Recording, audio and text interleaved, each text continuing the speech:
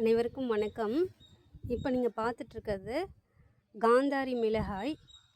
இந்த மிளகாய் விதை வந்து நம்ம குழு தோழி தான் ஒருத்தவங்க நமக்கு பகிர்ந்தாங்க. அதை வச்சு தான் இந்த மிளகா விதையை நான் நட்டேன். 2 வருஷத்துக்கு முன்னாடி நான் இந்த மிளகா விதையை போட்டேன்.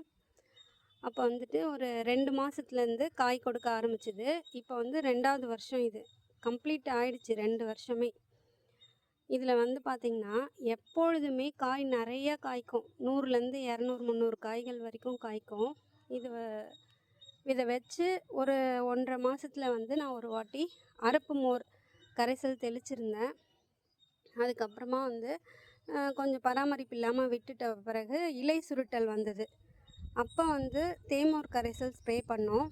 அப்போ நல்லா அந்த செடி வந்து வைரஸ் தாக்குதல்லேருந்து தப்பிச்சு நல்லா வந்து விளைஞ்சு நிறைய காய்கள் கொடுத்தது.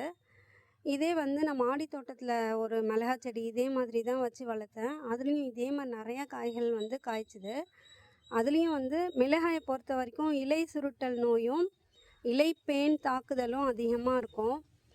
அதுக்கு வந்து நம்ம மஞ்சள் தூள் இருக்குங்களா, அதை வந்து ஸ்ப்ரே பண்ணலாம். அப்படி இல்லை, அதுக்கு ரொம்ப சுலபமான மெத்தட் நான் என்ன யூஸ் பண்ணேன்னா, தண்ணியை வந்து அந்த செடி முழுவதும் முதல்ல தெளிச்சிட்டு அதுக்கப்புறமா மஞ்சள் தூளை எடுத்து அது மேலே அப்படியே தூவி விட்டுட்டேன். இதை வந்து நான் வந்து 4-5 முறை பண்ணியிருப்பேங்க. அதுக்கப்புறம் பார்த்திங்கன்னா செடி எல்லாமே பச்சை பசேல்னு மறுபடியுமே வந்து பழையபடி வளர ஆரம்பிச்சிது. நல்லா வந்து ஈல்டு கொடுக்குது.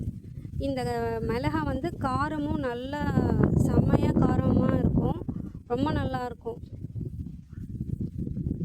மிளகாய் செடியாவது நம்ம வந்து ஒரு வீட்டு தோட்டம் வச்சுருக்கோம் அப்படின்னா நிறையா செடி வளர்ப்போம். இருந்தாலும் இந்த மிளகாய் செடி வளர்க்கும் போது அது கண்டிப்பாக ஒரு சட்னிக்கு நம்ம உடனே ஒரு மிளகாய் எடுத்து யூஸ் பண்ணுறதுக்கு, இந்த மாதிரி அன்றாட தேவைக்கு இந்த ஒரு மிளகாய் செடியே எனக்கு போதுமானதாக இருக்குது. நன்றி, வணக்கம்.